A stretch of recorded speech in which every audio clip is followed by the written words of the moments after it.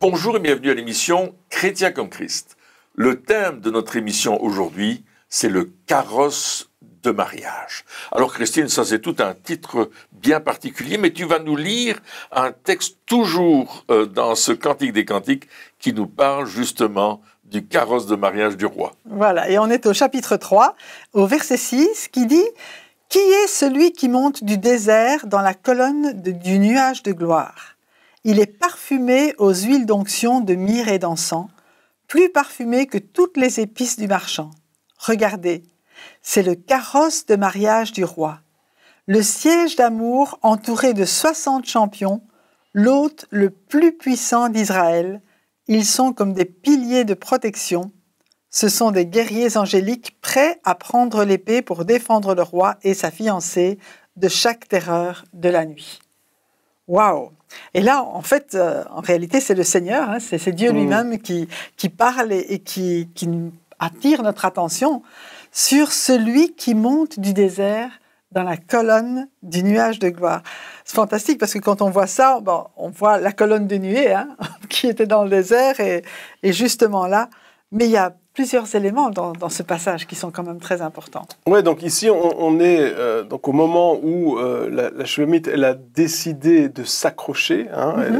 Et là, on arrive dans un moment où le roi, Dieu le Père lui-même annonce: voici, c'est mon fils qui est là. Il est fier de lui, comme on peut le voir déjà lorsque Jésus est baptisé, qu'il y a cette voix qui se fait entendre du ciel, qui dit « Celui-ci est mon fils bien-aimé ». Et donc là, c'est un petit peu la même attitude du Père qui dit « Voici, il est parfumé aux mille onctions de myrrhe, d'encens, etc. Regardez, c'est le carrosse royal, le carrosse de mariage du roi. » Donc c'est vraiment, il est en train de dire: c'est là où il est, je suis fier. Et puis, il dit, mais non seulement je suis fier, mais en plus, il y a une protection qui est là. Donc c'est vraiment, moi, lorsque je vois ça, j'imagine un défilé royal. Oui.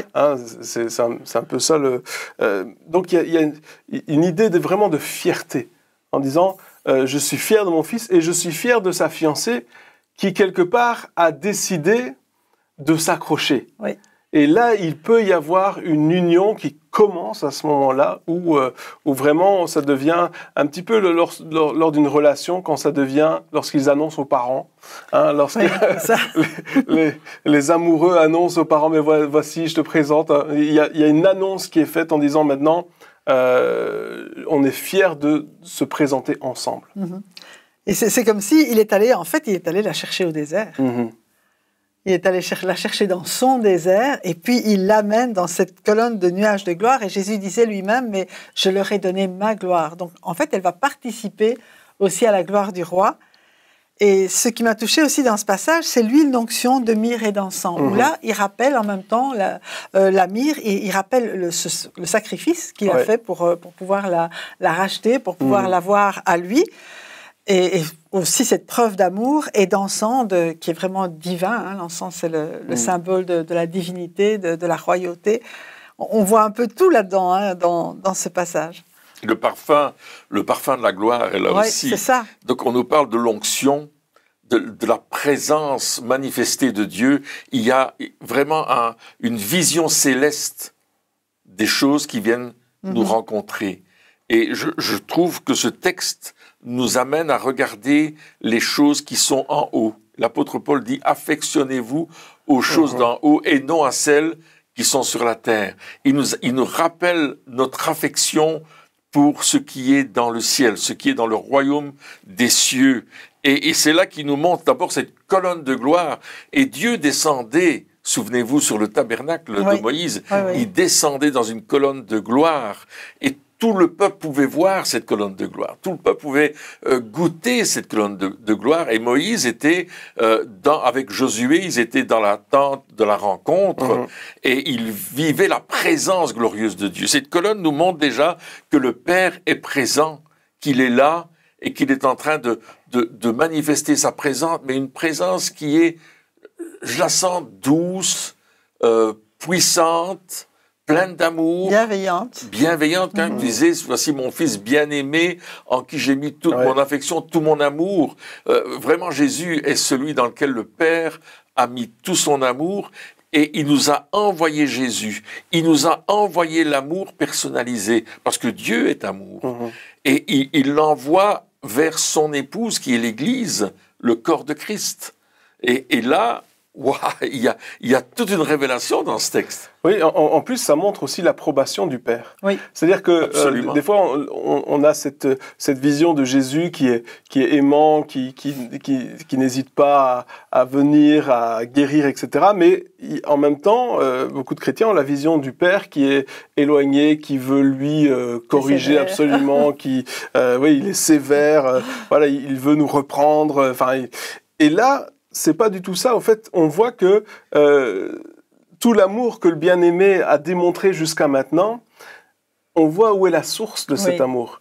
Et il y a comme cette approbation du Père qui dit, mais non seulement je suis d'accord avec cette relation, j'approuve cette relation.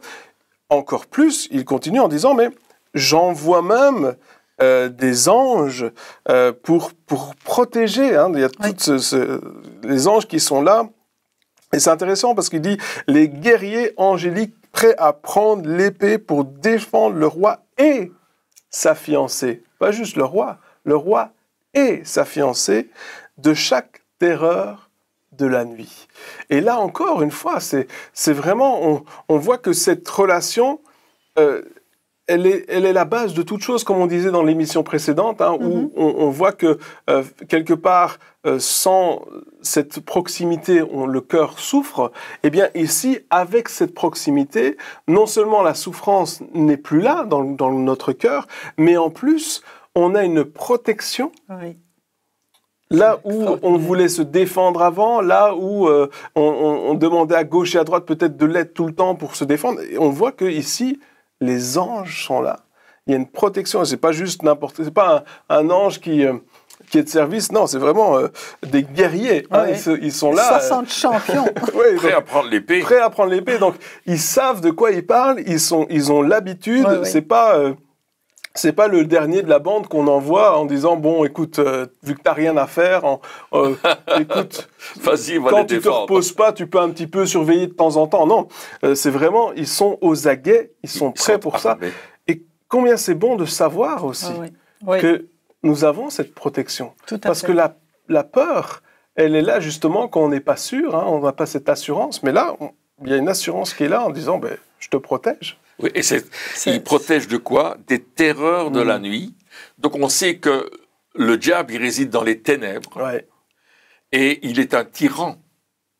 Et les terreurs nous fait penser au tyran qui vit dans les ténèbres et qui nous tyrannisait avant qu'on ne connaisse Jésus, avant qu'on ne devienne, qu'on ne soit né de nouveau, comme on l'a vu dans l'émission précédente, une nouvelle naissance où je t'emmène avec moi dans mon temple, et je suis le temple du Saint-Esprit, etc.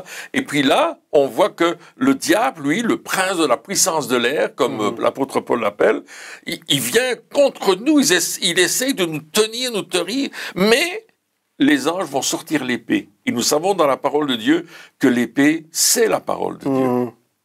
Et on va se défendre avec la parole, qui est une épée à deux tranchants, Paul nous le dit, une épée à deux tranchants qui peut couper d'une manière extraordinaire la puissance de l'ennemi. On a cette victoire déjà, et Dieu, en plus, nous envoie une légion d'anges, il nous envoie des anges qui sont là, qui sont prêts à intervenir dans toutes les situations. C'est vraiment des commandos du ciel. Et ça montre aussi, comme tu le disais, c'est que l'arme du diable, pour le moment, hein, dans les temps que nous vivons, c'est essentiellement la peur.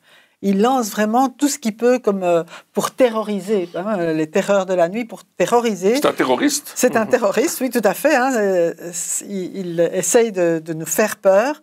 Et notre protection, notre sécurité, c'est d'abord d'être avec le roi, assise, notre position en lui, hein, à côté du roi, en lui, avec cette muraille de protection autour de nous, pour que notre cœur soit gardé aussi de toute peur. Il faut que nous soyons conscients de notre place et de cette proximité des anges qui nous gardent, qui nous protègent. Hein. Avant, on parlait d'un ange gardien, c'est déjà très bien. Mais ici, il dit, il y en a plus qu'un. Oui, il y a tout. Il y en a 60 qui veillent pour que rien n'arrive. Mais ça veut dire que oui, l'importance de se positionner en disant « je n'ai pas à avoir peur ». Parce que je ne crains rien, en fait. Ouais. Je n'ai rien à craindre. Donc, on voit ici, donc, dans un premier temps, la fierté du Père, hein, qui est là, qui élève quelque part, qui nous élève, qui élève aussi la Shulamite, qui élève le bien-aimé, mais aussi nous avec Christ. Et nous sommes assis avec Christ dans les lieux célestes, donc nous sommes élevés en même temps. Donc, il y a vraiment cette place d'honneur. Lorsque nous décidons de nous accrocher, il y a cette place d'honneur qui est là. Et en plus, il y a une protection. Très, très efficace. Donc, pour l'instant... Éprouvé. C'est parfait pour l'instant. On continue peut-être avec le verset 9. Le roi a fait ce propitiatoire pour lui-même avec le bois le plus fin et il ne se décomposera pas. Des colonnes de fumée comme une brume d'argent et un voile de gloire dorée demeurent au-dessus de ce propitiatoire. L'endroit où ils s'assoient ensemble est saupoudré de pourpre. L'amour et la miséricorde couvrent ce carrosse, couvrant son trône, son tabernacle. Le roi lui-même l'a construit pour ceux qui deviendront son épouse. Waouh, c'est tout un... c'est vraiment une description, là. Et il parle de propitiatoire, d'un lieu où Dieu est propice, d'un lieu de bénédiction, un lieu de faveur, avec un bois... Très beau bois, hein, c'est le cèdre du Liban dans le texte, et il ne se décomposera pas. On sait que c'est quelque chose qui est éternel, qui ne va jamais changer. Dieu, la faveur de Dieu, elle ne change pas, elle est éternelle. Ouais, c'est ce lieu de rencontre aussi, hein, le propitiatoire, hein, c'est aussi le lieu de la rencontre. Et il dit, mais ce lieu de rencontre ne se dégradera pas. Donc une fois qu'on rentre dans cet endroit, qu'on reste dans cet endroit, eh bien c'est une relation qui va continuer. Et puis il continue avec la colonne de fumée, hein, comme une brume d'argent, le voile de gloire qui demeure là. Donc ça veut dire que à chaque fois qu'on est dans sa présence, dans cette relation, il y a quelque chose qui se passe. Hein, c'est pas juste un endroit, mais c'est un endroit où les choses arrivent, un endroit où les choses bougent. Il y a un voile de gloire doré. L'endroit est saupoudré de pourpre, l'amour, la miséricorde. Donc c'est aussi, on peut référer au fait que c'est la source, hein, c'est la source de notre amour, la source de la miséricorde. C'est là, il est notre source quelque part. Et un petit peu comme Moïse, on parlait de Moïse justement avant avec le désert, et bien un petit peu comme Moïse, lorsqu'il était dans la présence de Dieu, eh bien il rayonnait. Hein, on en parlait aussi dans les émissions précédentes. Donc il y a vraiment cette gloire qui se manifeste lorsque dans ce chariot, c'est vraiment un carrosse très spécial. Hein, c'est pas juste un petit carrosse comme ça. Tu rentres dedans, tu n'es plus le même, en fait. C'est ça qui se passe. Oui. Parce qu'ici, propitiatoire nous fait penser au lieu très saint du tabernacle, et ça nous fait penser à l'arche de l'alliance, c'est-à-dire qu'il y a une alliance. Là, à cet endroit-là, c'est l'endroit de l'alliance. C'est l'endroit où Dieu a fait alliance avec l'homme, où Dieu a fait alliance avec nous par son amour. Et c'est pour ça que sur le propitiatoire, le souverain sacrificateur, une fois par an, rentrait pour y verser le sang des animaux qu'on avait sacrifiés pour couvrir le pardon du peuple. Mais ici, on voit que nous sommes à nouveau dans cet endroit-là. Nous y allons, pas seulement le souverain sacrificateur, mais chacun d'entre nous, pour ceux qui vont devenir son épouse, qui deviendront son épouse. On est invité à aller dans ce lieu-là. Et d'y rester. Parce que c'est le lieu de l'alliance, c'est le lieu où vraiment on décide de s'allier et de devenir un avec Dieu. Ouais. Et alors il dit, l'amour et la miséricorde couvrent ce carrosse, couvrant son trône, son tabernacle. C'est vraiment le règne de l'amour, le règne de la miséricorde. Le règne de Dieu aussi. Le règne du pardon,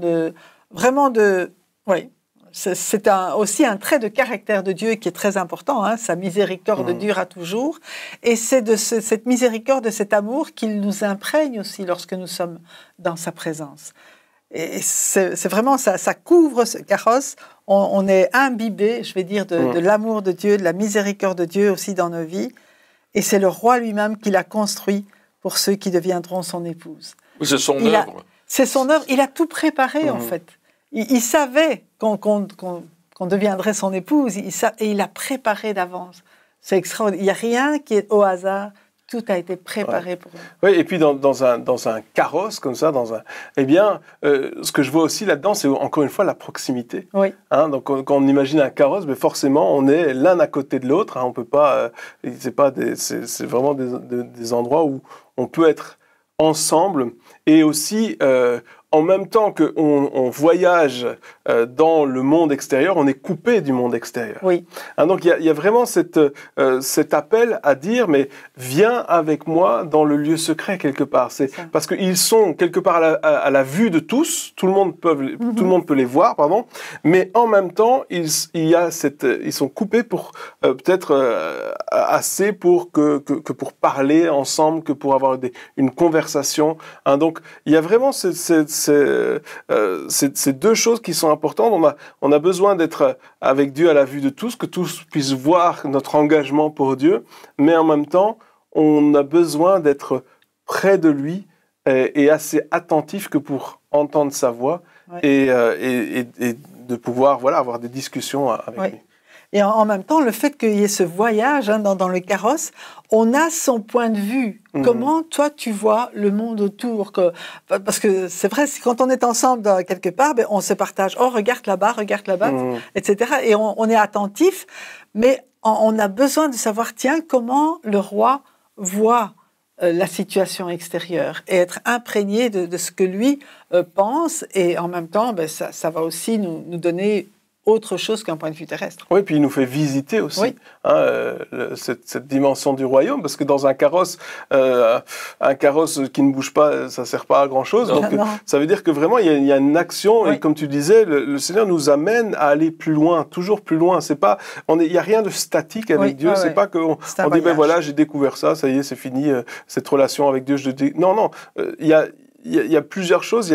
On découvre notre relation avec Dieu, mais en même temps, on découvre tout ce qu'il a à nous faire découvrir, toutes les choses qu'il veut nous montrer encore et encore. Donc, quelque part, c'est vraiment très riche de savoir que Dieu veut nous présenter, nous faire découvrir tellement de choses lorsqu'on s'accroche. Lorsqu'on s'accroche, qu'on est avec lui, cette fois-ci. C'est ça, avec lui, on découvre des choses qu'on n'avait jamais vues auparavant. On est assis avec lui, en fait. Absolument, mais oui. On n'est plus à ses pieds, on est assis. Oui, et c'est ce qu'il dit, couvrant son trône, son tabernacle. On est vraiment dans cet endroit-là. L'ensemble saupoudré de pourpre, c'est extraordinaire. On est assis avec Christ dans les lieux célestes, Éphésiens chapitre 2, verset 6, où Paul nous le rappelle, et nous le rappelle dans toute cette lettre aux Éphésiens, aux Colossiens, aux Philippiens et à Philémon. Il nous rappelle notre communion intime de l'Église avec Christ. Et là, il nous dit encore une fois, couvrant son trône, on est avec Christ dans les lieux célestes, sur le trône. Et Dieu l'a construit pour nous. Et là, je reviens sur le fait que c'est son œuvre. C'est par la grâce que vous êtes sauvés, par le moyen de la foi. Cela ne vient pas de vous, mais ça vient de Dieu, afin que personne ne se glorifie. C'est vraiment Dieu qui a construit notre salut.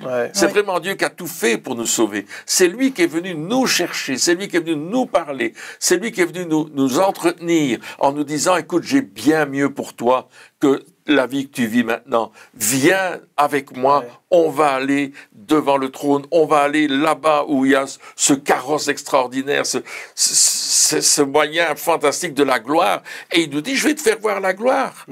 Et on ne doit pas mépriser cette dimension de la gloire de Dieu. Au contraire, on peut la vivre aujourd'hui et on est même invité à vivre cette relation où on va découvrir que Dieu se manifeste dans nos vies et à travers de nos vies par sa gloire.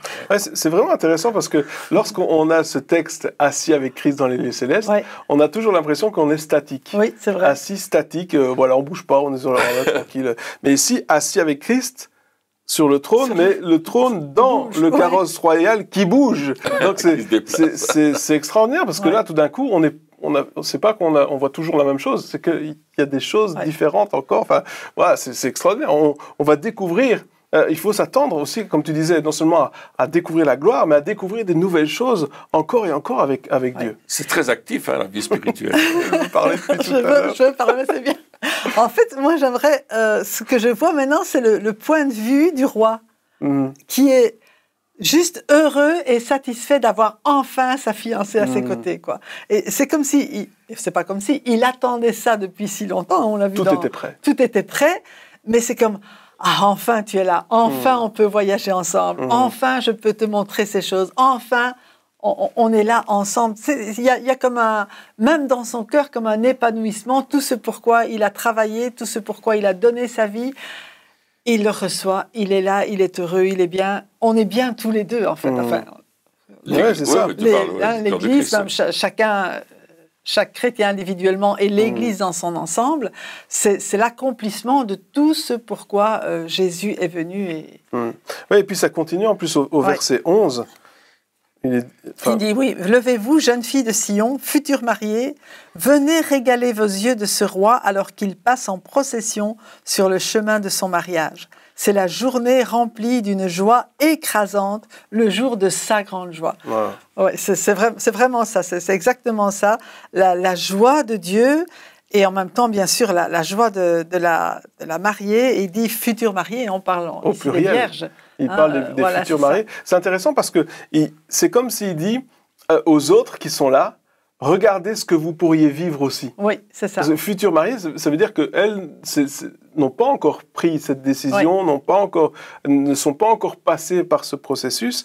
Et ça veut dire aussi que justement, cette intimité, elle n'est pas juste réservée à une ou deux personnes. Il y a une invitation qui est là, en disant, mais toi aussi, tu peux vivre ça. Lorsque tu vois quelqu'un qui est autour de toi et qui a une relation avec Dieu, que quelque part tu envies un peu, tu te dis, mais, ah oui, mais lui, alors, ou elle, vraiment, lorsque je vois Jésus, ou je peux voir cette relation-là, j'aimerais avoir cette relation-là, eh bien, le texte est aussi pour ces personnes-là qui dit, mais regardez, venez régaler vos yeux, le roi passe en possession, et on verra dans la suite du livre des Cantiques qu'il y a un appel, une invitation qui leur est donnée aussi aux futurs mariés en disant, mais c'est pour vous, n'en reste pas là, ne reste pas sur ta soif en disant, ben oui, mais j'aimerais bien avoir cette même relation avec Dieu que lui ou que elle, non.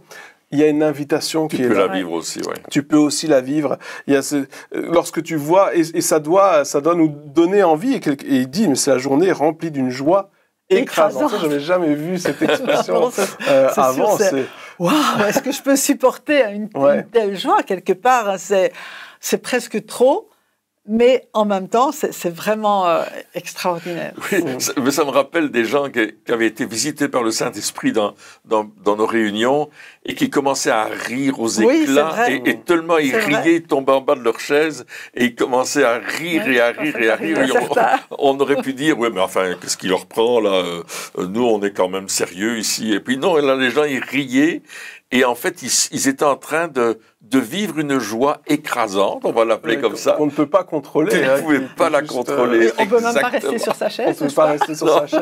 C'est extrême. C'est extrême. Et on a vu ça, on était dans une réunion, on avait une réunion au Canada, une conférence qu'on faisait, et puis les gens tombaient en bas de leur chaise, c'était des bancs, enfin ils tombaient par terre, et je me dis, mais qu'est-ce qui leur arrive? Et ils riaient aux larmes, ils riaient. Il y avait une visitation du Saint-Esprit, on a vécu ça plusieurs fois, cette joie extraordinaire d'être dans la présence du Père. Et c'est comme si Dieu nous chatouillait quelque part. Il y a vraiment quelque chose de particulier. Et là, les personnes étaient transformées dans cette relation avec lui. Ils en voulaient plus après. C'était pas juste une manifestation extérieure. Il y avait quelque chose. Il y avait un fruit après qui suivait. Mais ce qui est intéressant aussi, c'est de voir que on parle de joie juste après cet engagement à s'accrocher quelque part. C'est vrai. Et je pense que dans notre cœur aussi, autant elle était souffrante, elle souffrait lorsqu'il est parti, autant maintenant on passe d'un extrême à l'autre, où maintenant il y a une joie intense. Et autant dans notre vie, c'est un petit peu la même chose. Lorsque on est indécis, on ne veut pas vraiment suivre, on n'est pas prêt à faire des sacrifices, on ne sait pas si on est indécis. Et là, il y a une tristesse qui est dans notre vie. Et peu importe ce qu'on fait, ça, même si on est chrétien d'ailleurs, ça nous, on va regarder. On n'est pas satisfait. On n'est pas satisfait. Peut-être on va regarder un film, ça va nous faire rire. Et puis après, lorsqu'on sera tout seul, eh bien, il y aura une tristesse. Il y a toujours ce manque. Et cette tristesse, encore une fois, on le disait dans l'émission précédente, on peut l'attribuer aux éléments extérieurs, à la situation, etc. Mais la base, elle n'est pas là. La base, elle est dans notre manque de Dieu. Mais quand, malgré tout cela, malgré ce que ça peut nous coûter, on décide de s'accrocher et de ne plus le lâcher, alors à ce moment-là, peu importe les circonstances extérieures, on arrive dans cette attitude, dans cette réaction de joie où finalement, on parle de la paix de Dieu qui surpasse toute intelligence, qui garde nos cœurs et nos pensées en Jésus-Christ. Eh bien, on arrive dans cette attitude où on est heureux, peu importe les circonstances. Oui. Et là, les gens vont nous dire, mais est-ce que tu sais ce qui est en train de t'arriver? Est-ce que tu réalises dans quel problème tu es?